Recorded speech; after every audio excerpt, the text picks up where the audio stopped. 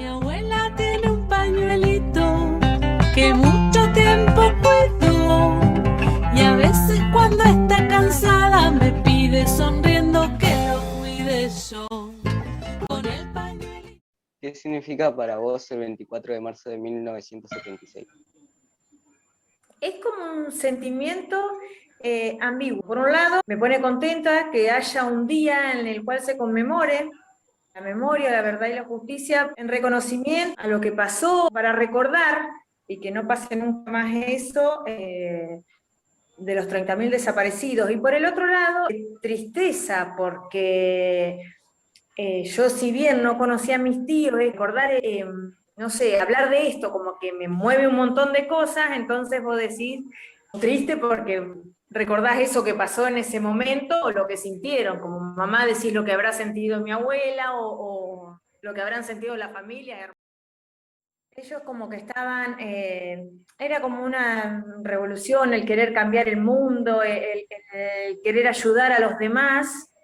Ella estaba estudiando y en la facultad como que había un movimiento y bueno, ella se metió en ese movimiento por el hecho de ayudar a los comedores o lo que queremos todo, viste, la lucha por la igualdad, por querer cambiar el mundo.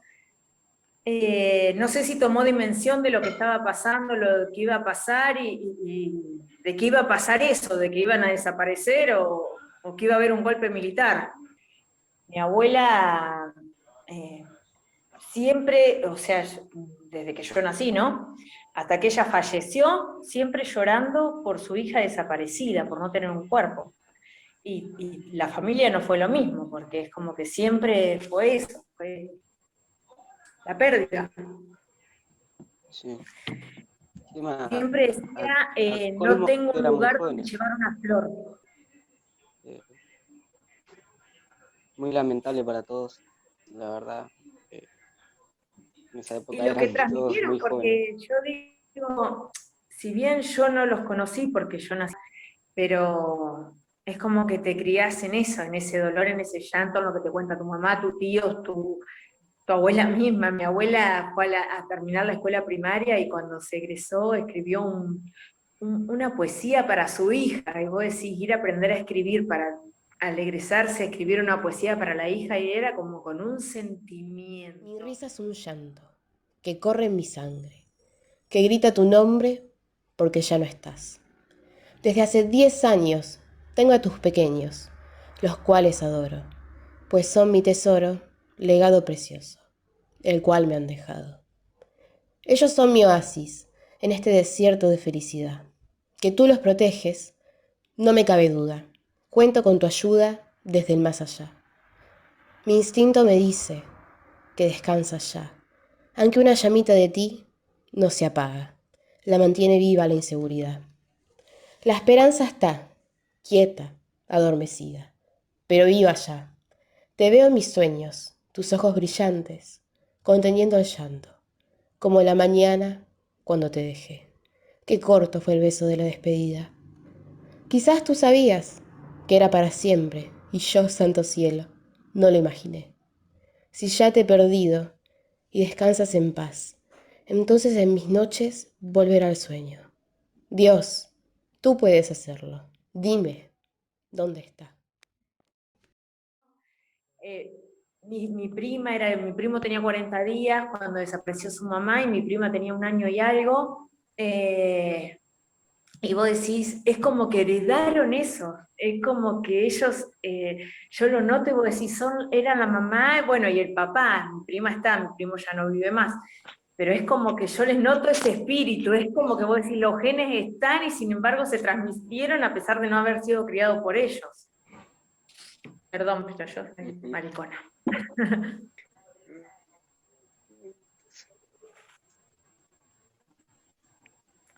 Si tu familia estuviese viva, Yo los agarraría y le diría no lo hagan, pero por el hecho de que no desaparezcan, viste que uno el miedo a la pérdida, pero a su vez, si no tenés gente que se anime así, no avanzás, no nada en el mundo. ¿qué significa para usted el 24 de marzo de 1976? Bueno, primero que para mí significa algo hoy, para mí significa algo muy fuerte personalmente. Yo soy artista y músico y docente. Es algo, creo, fatal para la sociedad lo que sucedió, porque hoy en día siguen manipulando esas mismas personas que tomaron el mando a través de los militares en ese momento. Pero en realidad están camuflados, son los mismos poderosos de siempre. Por supuesto que ahí está el lineamiento de Norteamérica, ejerciendo el control de toda Latinoamérica, ¿no? El patio trasero. A mí es una cuestión realmente que hay que sanarla con el tiempo, ¿no?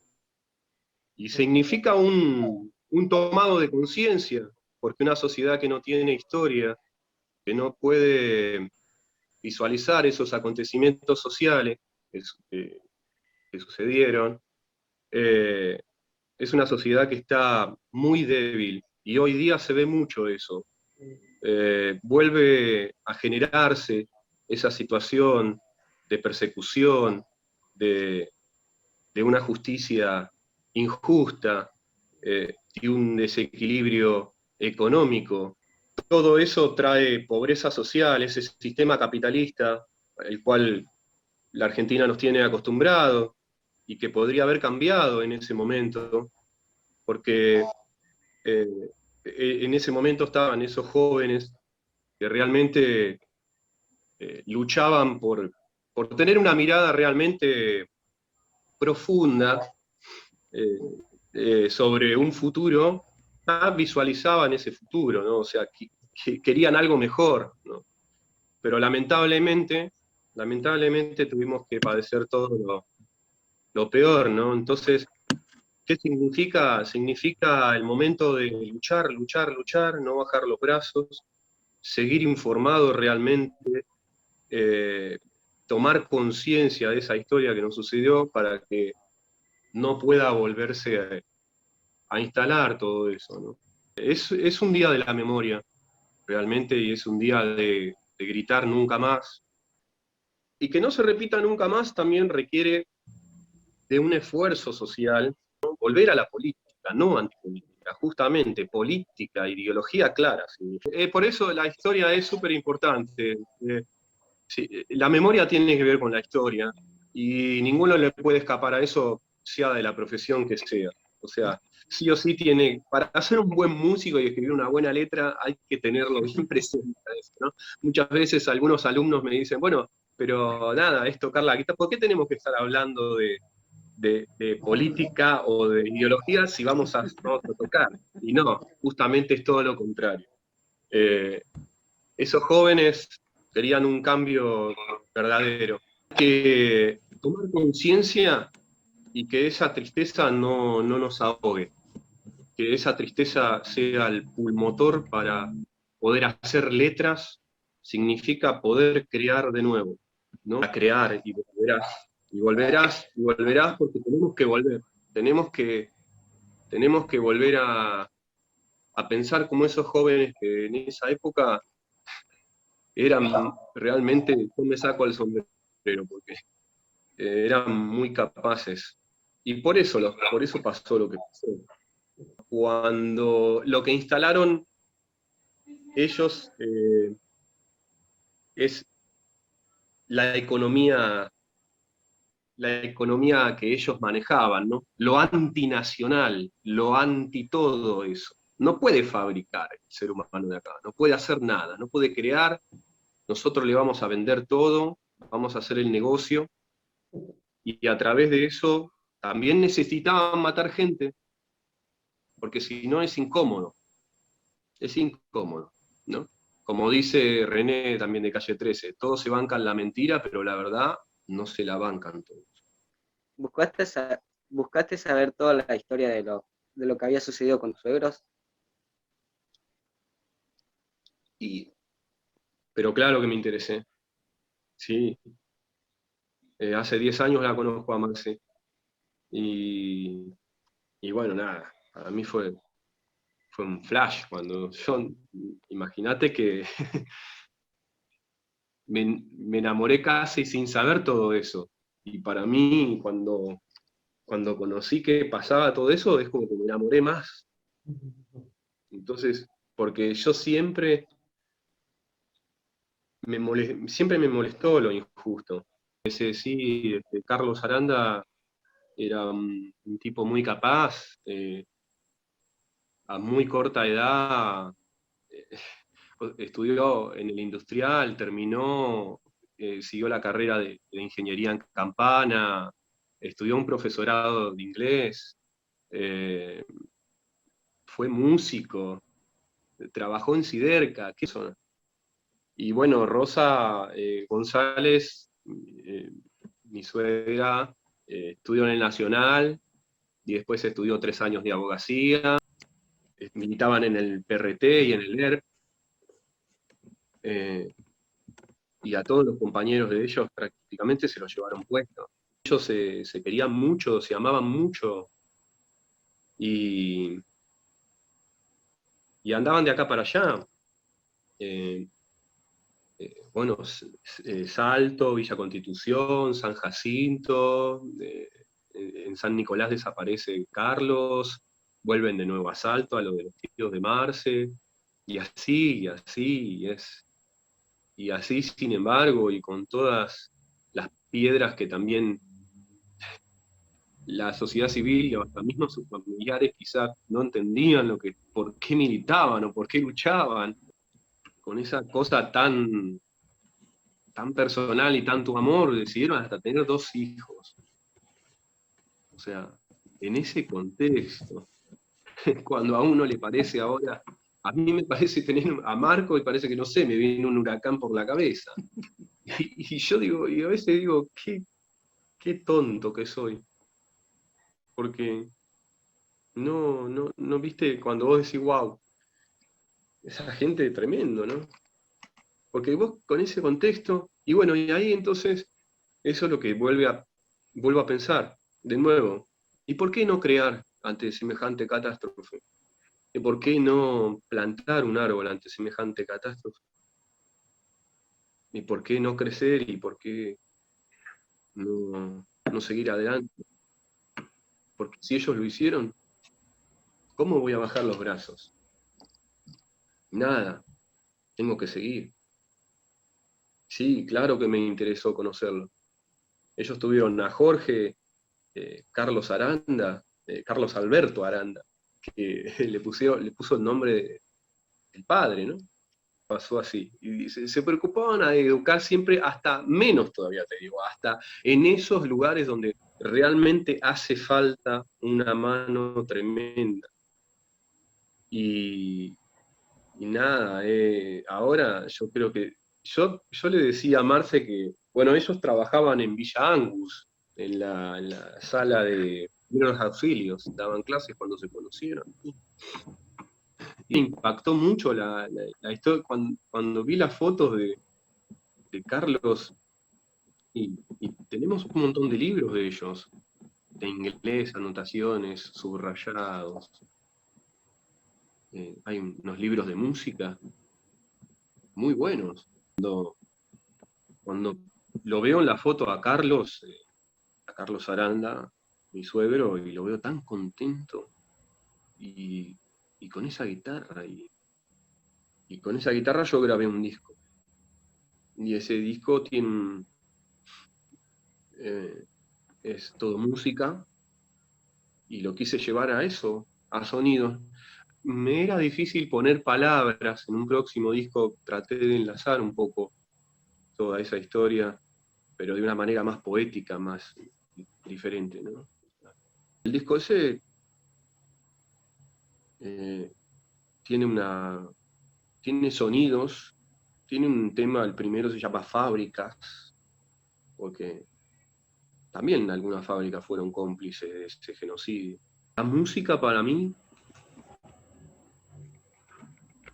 por medio de yéndolo a la memoria de Carlos Aranda, que supongo que pensaba igual, no es siempre linda. Por eso es interesante la memoria. Que si vos querés explicar que un niño come de la basura, no puede ser siempre lindo. Digo, la música es expresión pura de los pueblos y las culturas. Y sí, me voy a preocupar una y otra vez por traer eso a colación en mis letras y en mi música. Siento que siempre tiene que estar presente la memoria y la justicia. Y sí, me voy a preocupar siempre por conocer a mi suegro. A veces pienso que es cruel, ¿no? Porque el hermano de Marce, no todos somos iguales, psicológicamente. Y el hermano de Marce perdió la vida en un acontecimiento, no sé, muy cotidiano. Y yo creo que estaba un poco perdido. Estaba un poco desencontrado, desenamorado quizás. Una situación que a algunos no les es tan fácil superar. Yo en eso ya ahí no puedo meterme tanto en la piel, pero cuando escucho algo así, esa tristeza me convoca a hablar, a decir, a crear. Y bueno, nada, a mí me pega de esa manera.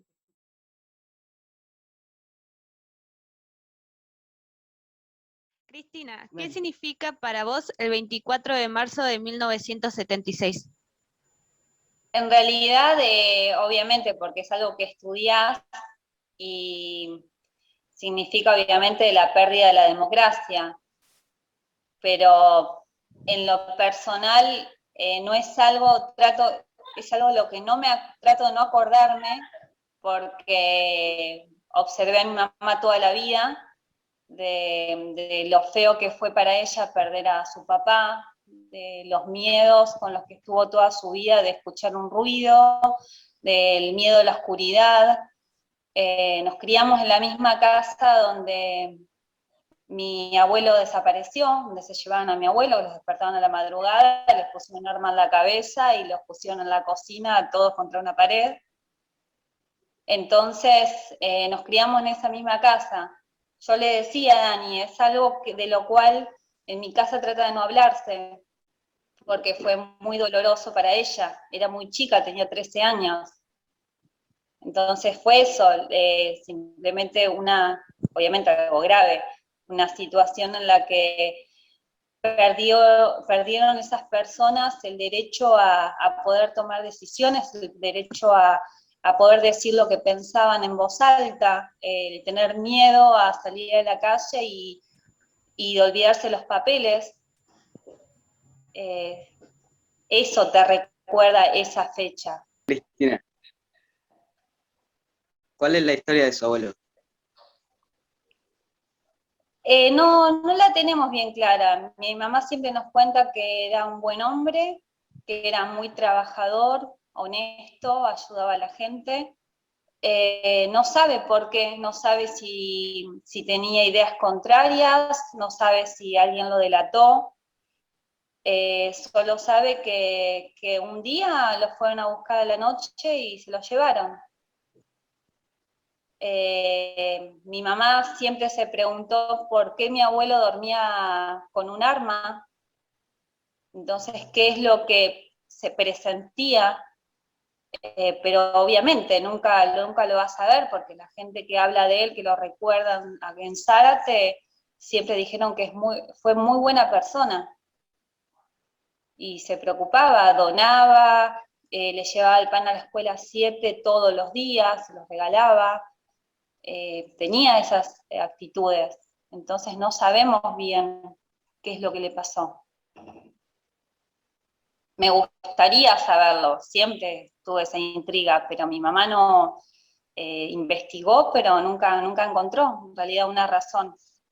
La única razón quizás fue una cuestión de que un familiar lo delató, porque fue muy muy fuerte, que esa misma noche que mi abuelo desapareció, mi abuelo tenía una muy buena posición económica, esa misma noche le cerraron la ventana que conectaba la casa con la panadería.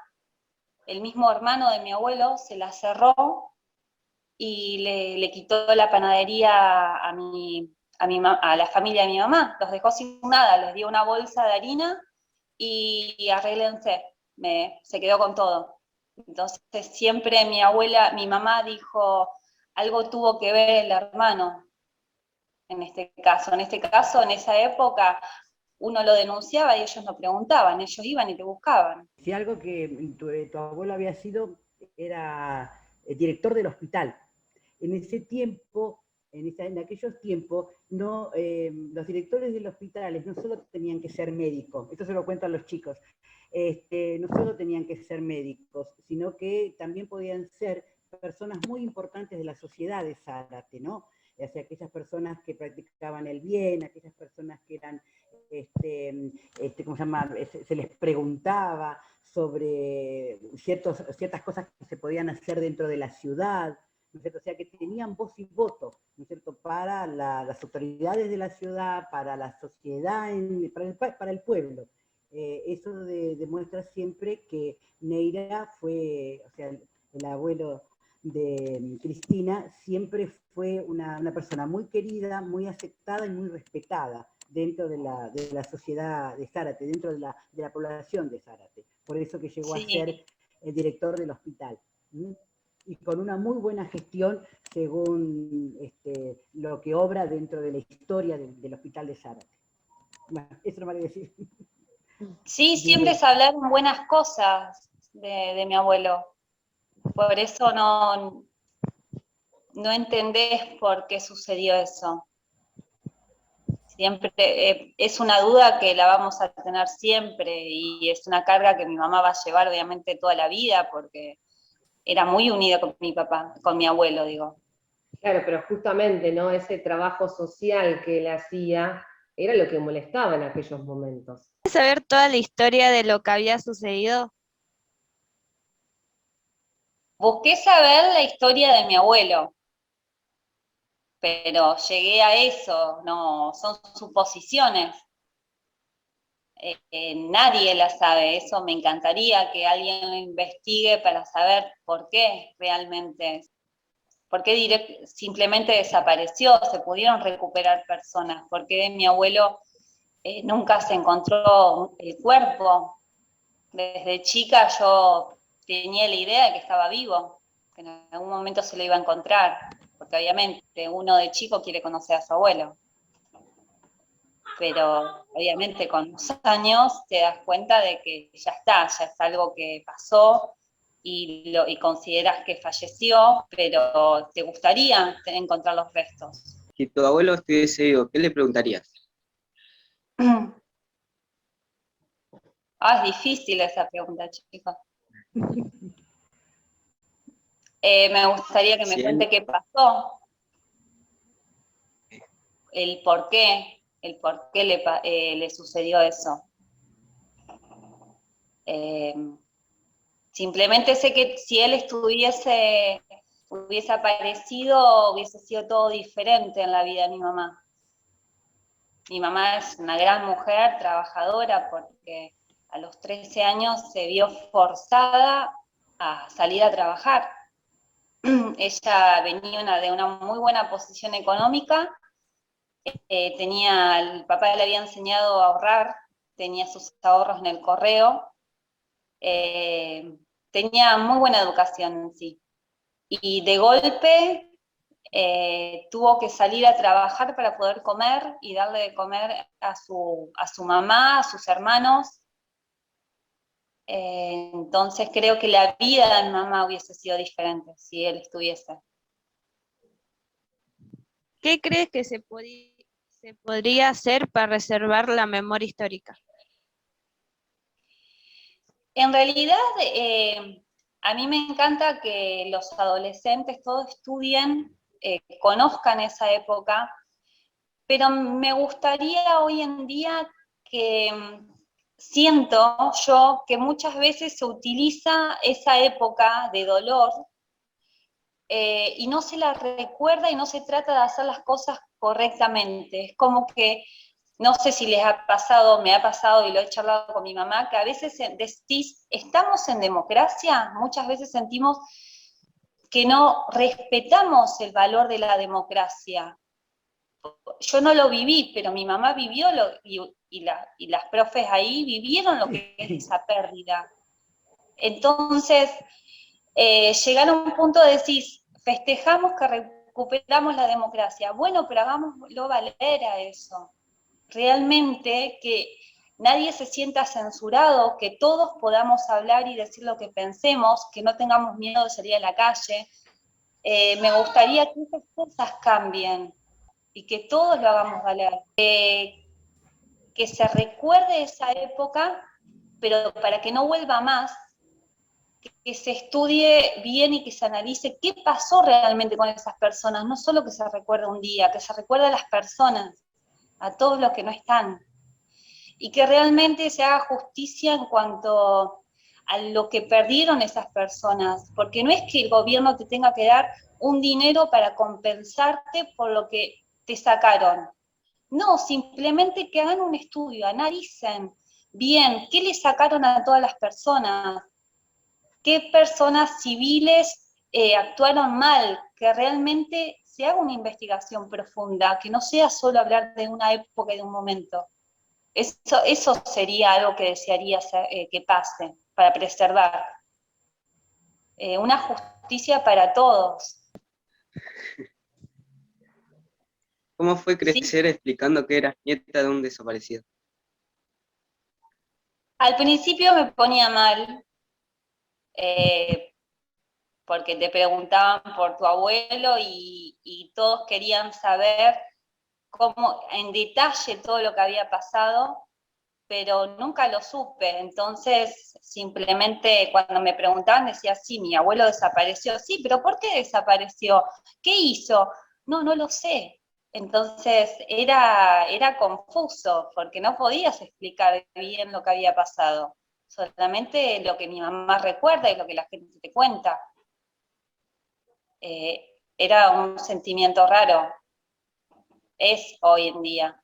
Obviamente uno ya tengo 37 años y uno ya lo tomó algo natural, que te digan sos nieta de desaparecido, con mamá le dicen sos hija de desaparecido.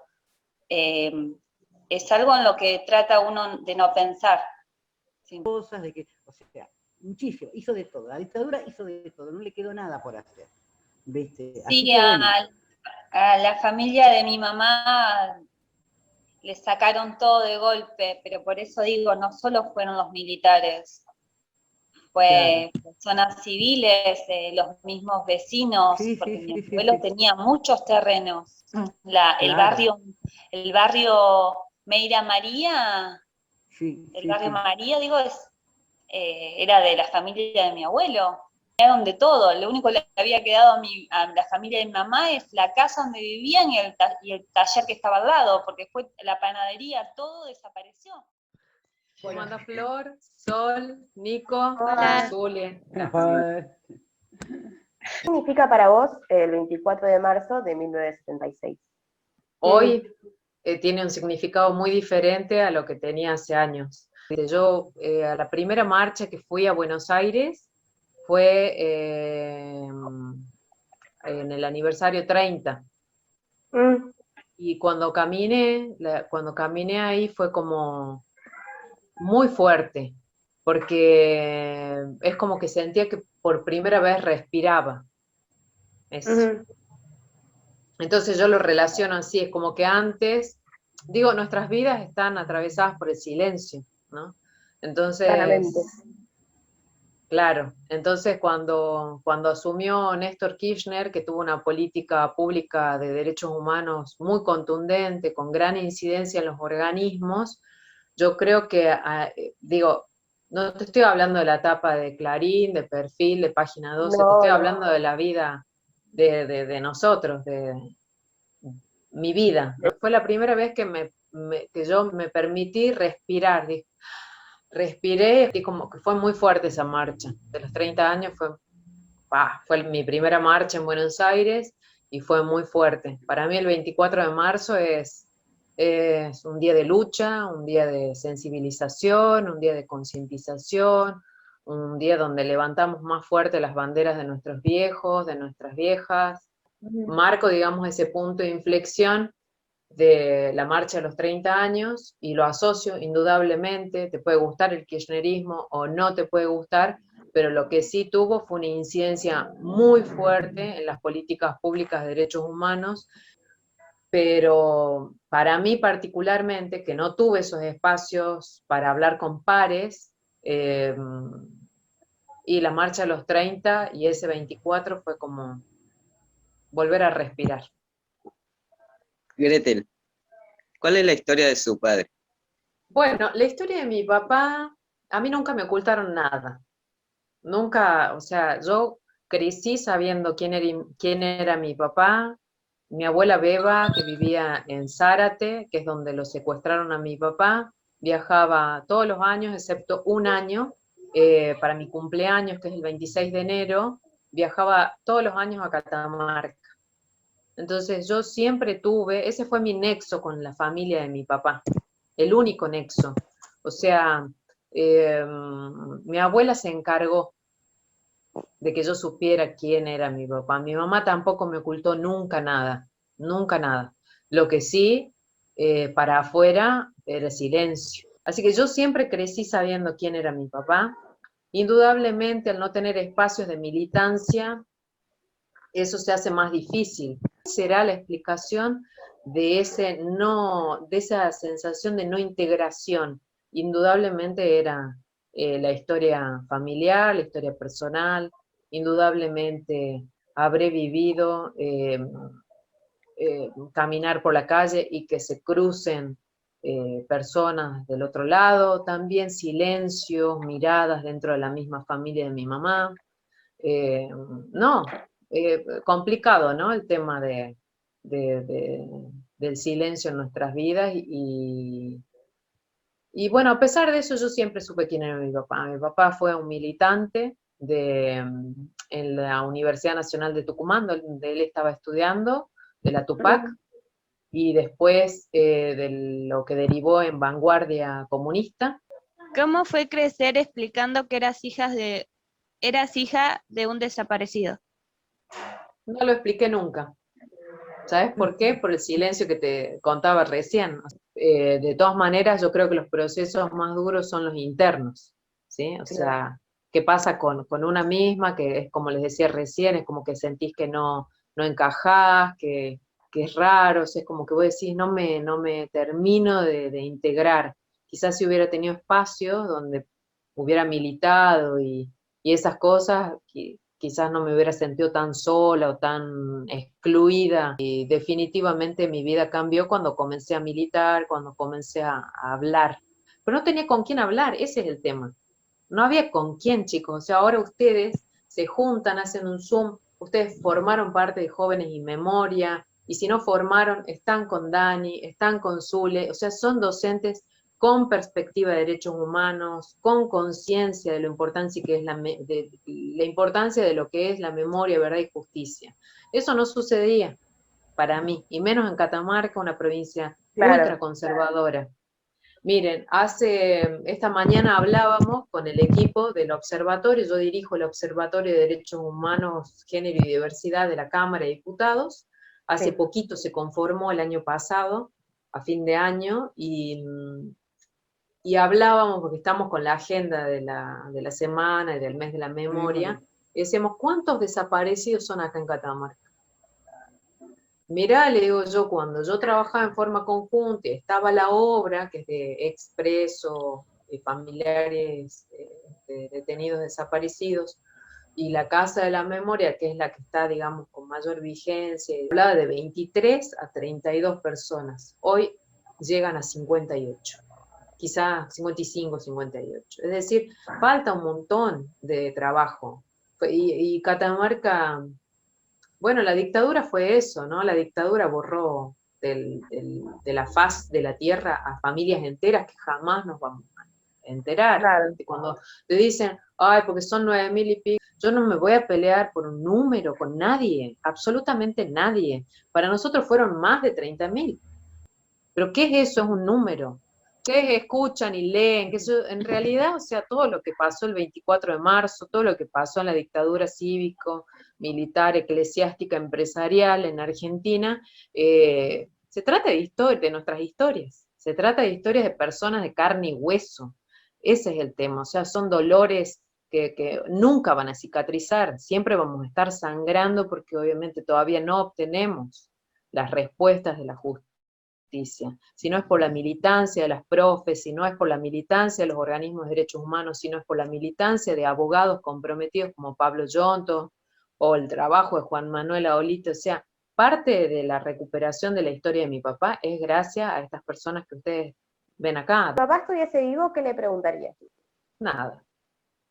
Me lo contestó todo en una carta que le escribió a su hermano en la cárcel de Devoto, que circula, porque sé que circula por las redes, la carta de mi papá, está todo ahí. Está todo. Si yo esperaba tener respuestas de él, está todo escrito ahí. Nada. Me encantaría que esté acá.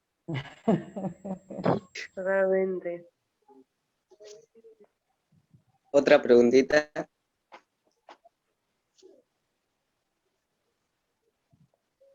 ¿Qué crees que podría hacer para preservar la memoria histórica? Para preservar tenemos que trabajar. Mirá, o sea, mi papá siempre le decía a mi mamá que lo más importante de esta sociedad eran los albañiles. Y creo que esa es la buena explicación. ¿Viste? O sea, los albañiles te levantan edificios, te levantan edificaciones que generan historia también. ¿Me entendés? O sea, vos le podés dar cualquier explicación, pero digo, está la base ahí, en las pequeñas acciones. ¿Viste? No, por ahí podés tener políticas públicas, intención política, bla, bla, bla, ¿viste? Pero si no tenés el trabajo militante, comprometido, no es. ¿Viste? Si no hubiera, por ejemplo, si no hubiera habido el compromiso de Juan Manuel, de Dani, de Zulema, de mi primo, de Emilio, que ahora está en Punta Indio, si no existiera ese compromiso, los programas de Jóvenes y Memoria, los miles de libros que se repartieron hubieran estado así, ¿viste? Trancando la puerta, o para que no se abra la puerta, o para que no se cierre la ventana, qué sé yo. O sea, toda esa letra que ustedes leen, todo eso que ustedes ven, que ven videos, o sea, es gracias a ellas, a la acción diaria, está en ustedes. La militancia no está en un organismo o en una institución, la militancia está en el día a día. La militancia es lo que me enseñó mi viejo, ¿viste? O sea, es ayudar al prójimo, luchar por los derechos. Les dieron conocimiento, pero también le dieron, ¿saben qué? O sea, las palabras y los textos tienen vida. Habrá, qué sé yo, leerán sobre mi viejo, o leerán sobre los miles de detenidos desaparecidos en esta dictadura. Ven nuestros rostros, cuando ellas acercan nuestros testimonios a ustedes se dan cuenta de que, hola, acá estamos. Me pasó a mí, le pasó a alguien que vive al frente de tu casa, o sea, nos pasó, a todos los argentinos nos pasó. No podemos mirar a otro lado, aunque mucha gente mire para otro lado e insista con disciplinarnos, e insista con que no merecemos derechos. Bueno, no, agradecerte, Gretel, agradecerte que hayas querido darnos esta entrevista. Para nosotros es muy importante. Hace rato que pateamos, luchamos contra todo esto, pero bueno, a mí me sigue emocionando. A mí también, yo corto con vos y me largo a llorar sola. Me costó muchísimo mantener la calma. Y no, sí, es movilizador todo, porque es muy injusto. Es muy injusto y llevar las banderas de la militancia y levantar las banderas de ellos. Sí. Es fuerte. Y además, cuando uno vivió esa época, O sea, la viviste en primera persona, ¿viste? Cuando uno vive en primera persona, te pones a pensar quiénes están vivos, quiénes desaparecieron, ¿viste? Quiénes fueron muertos. Y entonces es un disloque, ¿viste? Porque, el síndrome del sobreviviente sí, es muy pesado para los que sobrevivieron. Sí, Es muy porque pesado. Porque además yo creo de que todos somos sobrevivientes, todos hemos sobrevivido, ¿viste? Los hijos, los compañeros, los familiares, directos, indirectos, los más lejos, los más cerca, todos. Y en realidad este país también, o sea, toda la población de este país es sobreviviente de una matanza, ¿viste? De un genocidio. Y eso es lo que a veces no se entiende, que todos estamos cortados de una manera u otra por lo que pasó hace más de 40 años. Porque además no empezó esto en el 76, empezó mucho antes. Mi abuela tiene un pañuelito que mucho tiempo cuidó, y a veces cuando está cansada me pide sonriendo que lo cuide yo.